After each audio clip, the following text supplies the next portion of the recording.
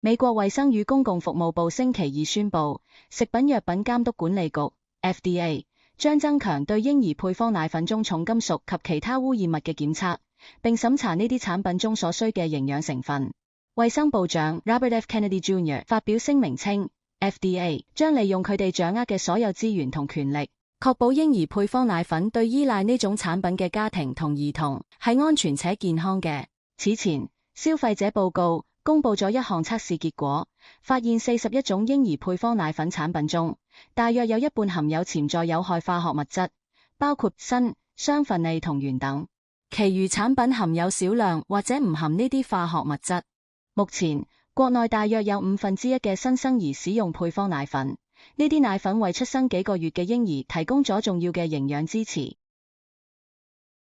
天下衛視記者編輯報道。